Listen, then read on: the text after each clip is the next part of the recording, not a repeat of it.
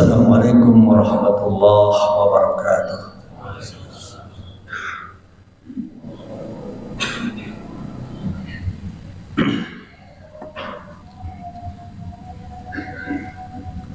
Innal hamdalillah nahmaduhu wa nasta'inuhu wa nastaghfiruh wa na'udzu billahi min shururi anfusina wa min sayyiati a'malina. May yahdihillahu fala mudilla lahu wa may yudlil fala hadiya lahu. Asyhadu an la wahdahu la syarika lahu wa asyhadu anna Muhammadan abduhu wa rasuluh. Ayuhal hadirin, ittaqullaha haqqa tuqatih wa la tamutunna illa wa antum muslimun. Sidang juharakumullah,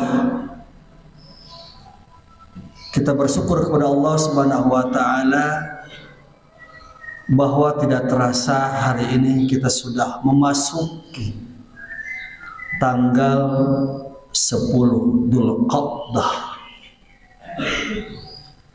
di mana bulan Dzulqa'dah adalah salah satu bulan termasuk arba'atun hurum, bulan-bulan yang dihormati. Sebagaimana Al-Quran menyebutkan dalam surat At-Taubah ayat 36, A'udzu billahi minasyaitonir rajim. Inna iddatash syuhur indallah isna asyara syahran fi kitabillah. Sesungguhnya hitungan bulan di sisi Allah Subhanahu wa taala di dalam satu tahun itu adalah 12 bulan.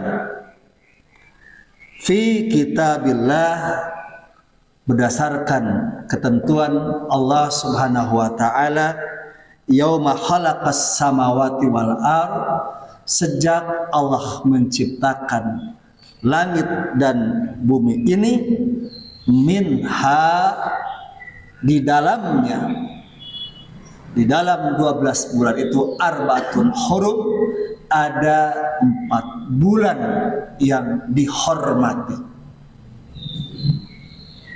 Kemudian Rasulullah menjelaskan bulan yang dihormati itu 4 bulan tersebut, 3 berturut-turut dan 1 terpisah, yaitu bulan Dzulqa'dah, bulan Dzulhijjah, dan bulan Muharram. Kemudian yang terpisah adalah bulan Rajab. Sidang juharakumullah,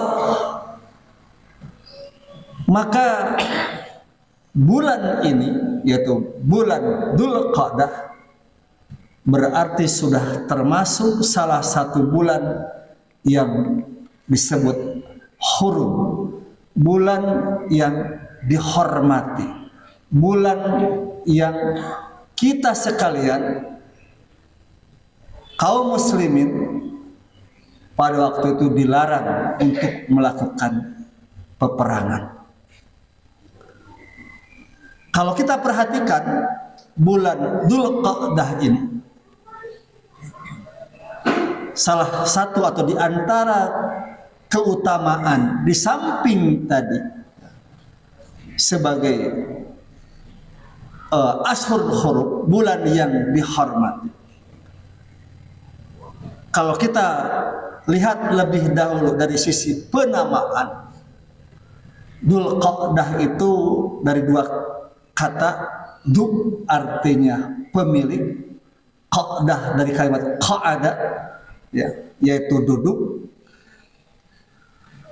Karena orang-orang Arab jahiliyah waktu itu menjadikan bulan Dzulqa'dah bulan istirahat, bulan duduk-duduk, tidak bepergian, apalagi peperangan, karena persiapan untuk melaksanakan bulan berikutnya, yaitu melaksanakan ibadah haji, sehingga Dzul Hajj atau Dzul Hijjah jamaknya. Dan di kita, di Sunda termasuk di Jawa, Dzul Qa'dah ini disebut bulan hapit atau bulan kejepit, karena kejepit antara dua hari raya, yaitu bulan Syawal, hari raya Idul Fitri, dan bulan Dzul Hijjah atau hari raya Idul Kurban, sehingga di kita disebut bulan hapit bahasa Sundanya. Sidang Jumahukumullah, di samping bahwa bulan Dzul Qa'dah adalah termasuk bulan hurum tadi, bahwa bulan Dzul Qa'dah pun termasuk bulan-bulan pelaksanaan ibadah haji. Al-Hajju Ashhurum Ma'lumat, bahwa haji itu bulannya sudah ditentukan, dan kata Rasulullah bulan-bulan haji itu adalah Syawal, Dzul Qa'dah, dan Dzul Hijjah. Dan alhamdulillah saudara-saudara kita kaum muslimin sudah ada yang berangkat, sudah memasuki kota Madinah Al-Munawwarah. Kemudian juga kalau kita perhatikan, Rasulullah juga melakukan ibadah umroh 3 kali itu di bulan Dzul Qa'dah. Bahkan juga Nabi Musa alaihissalam, ya, ketika dipanggil Allah Subhanahu wa taala untuk menerima wahyu selama 40 hari, maka yang 1 bulannya itu adalah juga di bulan Dzul Qa'dah. Sehingga ini oleh sebagian ulama disebut adalah bagian-bagian dari keutamaan bulan Dzul Qa'dah tersebut. Nah, kemudian yang paling utama buat kita sekalian adalah kalimat berikutnya. Di dalam surat At-Taubah ayat 36 tadi Allah mengatakan, "Dzalika dinul qayyim fala tadlimu fihinna anfusakum." Karena bulan Dzul Qa'dah, bulan Dzul Hijjah, bulan Muharram, dan bulan Rajab itu termasuk bulan-bulan hurum, bulan-bulan terhormat, bulan-bulan mulia, maka kata Allah, fala tadlimu fihinna anfusakum, maka kalian tidak boleh melakukan kezaliman, mendolimi diri-diri kalian pada 4 bulan tersebut. Sidang Jumahukumullah, ayat ini bukan berarti juga membolehkan berbuat zalim di bulan yang lain. Tapi pemahamannya adalah kalau di bulan-bulan biasa saja dilarang melakukan kezaliman, melakukan pelanggaran dosa, maka apalagi di 4 bulan Dzul Qa'dah, Dzul Hijjah, Muharram, dan Rajab. Pemahamannya seperti ketika Allah memerintahkan, "Wahafidhu ala salawat wa salatul wusta." Hendaklah kalian menjaga salat-salat dan salat wusta. Tentu saja yang Allah kehendaki dari ayat tadi bukan hanya salat wusta, bukan hanya sholat asar yang harus diperhatikan, tapi sholat yang lain pun harus diperhatikan, tapi lebih-lebih sholat asar. Karena ada keterangan dalam hadis sahih dijelaskan bahwa orang yang meninggalkan sholat asar sama dengan orang musyrik, yaitu pahalanya habis. Sidang Jumahukumullah, maka karena ada kalimat fala tadlimu fihina anfusakum, maka janganlah kalian melakukan kemaksiatan, melakukan perbuatan dosa terutama di 4 bulan ini, maka Ibnu Abbas menafsirkan dari ayat tersebut bahwa di bulan atau di 4 bulan ini ketika melakukan perbuatan dosa, maka hukumannya dilipat gandakan. Begitu juga ketika kita melakukan amal-amal soleh, maka pahalanya pun dilipat gandakan. Ini yang khatib ingatkan kepada diri sendiri. Kadang-kadang kita, termasuk hari ini, hari Jumat yang disebut oleh Rasulullah Sayyidul Ayyam, rajanya hari di mana memiliki keistimewaan tertentu, maka kadang-kadang kita pun lupa menyamakan hari Jumat dengan hari-hari biasa. Dan kita pun lupa menyamakan Dzul Qa'dah, Dzul Hijjah, Muharram, dan Rajab. Itu kita menganggap sama saja. Padahal justru di 4 bulan ini dititik beratkan, sangat-sangat harus diperhatikan. Jangan sampai kita melakukan perbuatan dosa. Bukan berarti di bulan yang lain boleh, tapi lebih-lebih di bulan Dzul Qa'dah atau Dzul Hijjah atau Muharram atau juga Rajab. Barakallahu li wa lakum.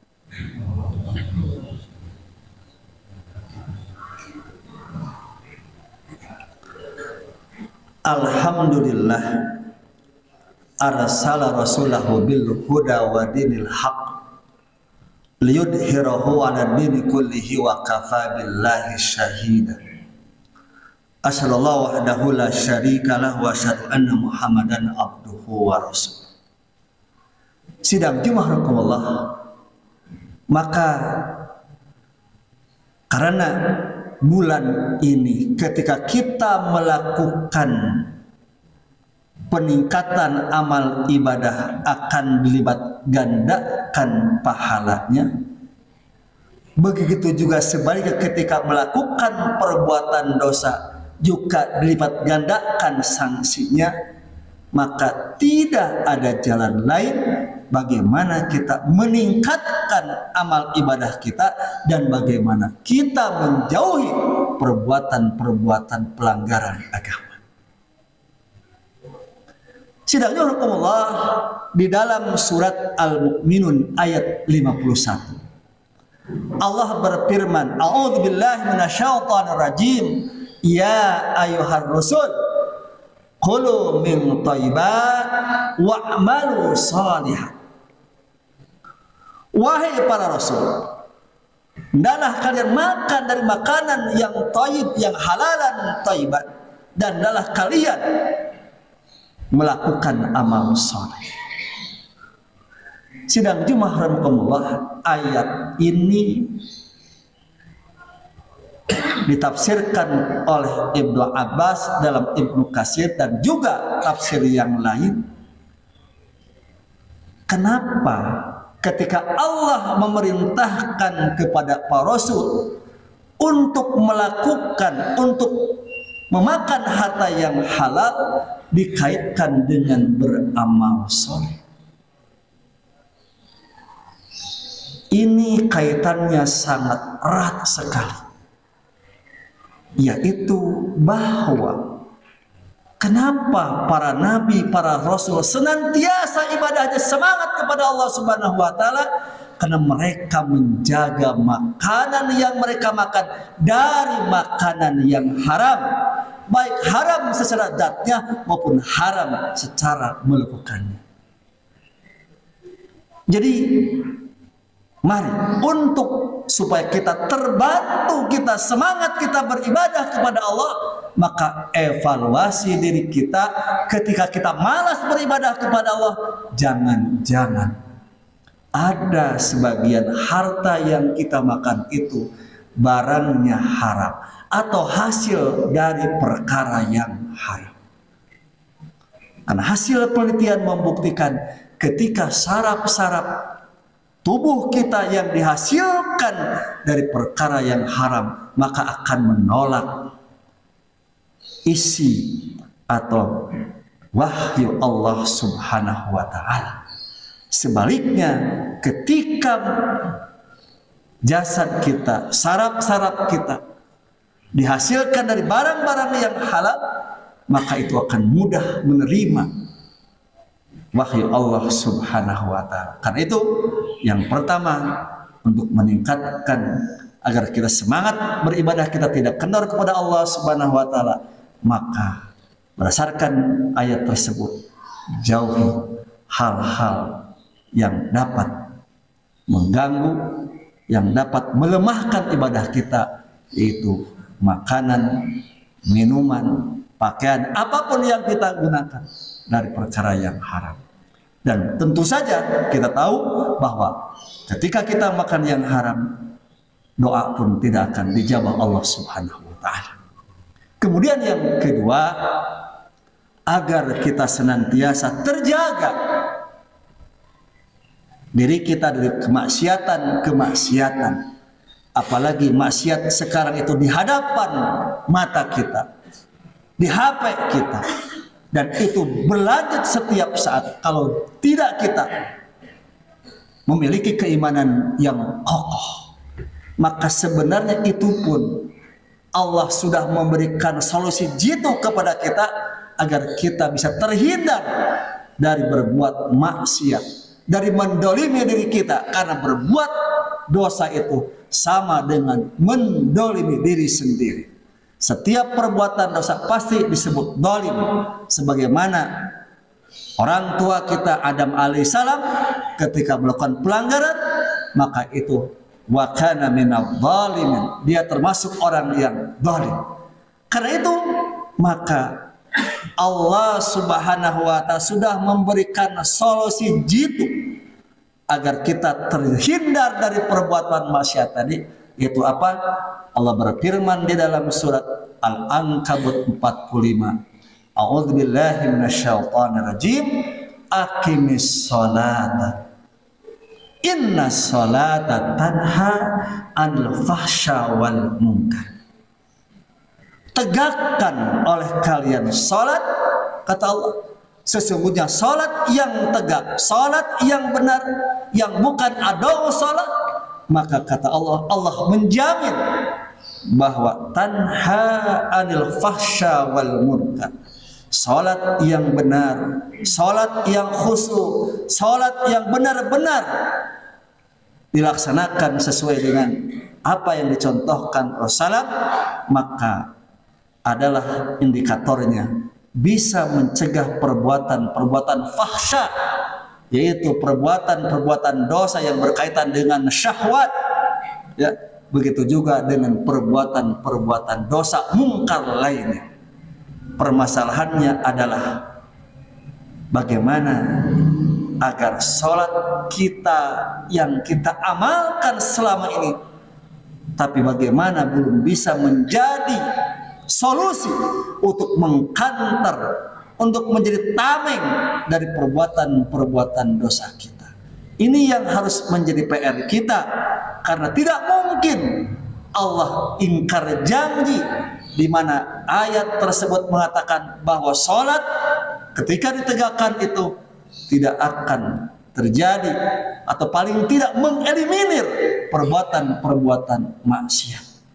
Tapi kenyataannya banyak orang yang melaksanakan ibadah sholat tapi maksiat jalan terus, korupsi berjalan terus, perjudian berjalan terus, dan dosa-dosa yang lain pun berjalan terus. Ini tentu menjadi PR kita sekalian agar kita memperbaiki ibadah sholat kita, karena mungkin ketika sholat yang menghadap kiblat itu hanya badan jasad kita saja, sementara hati kita tidak connect, terputus internetnya dengan Allah Subhanahu wa ta'ala, sehingga ada istilah Allahu Akbar.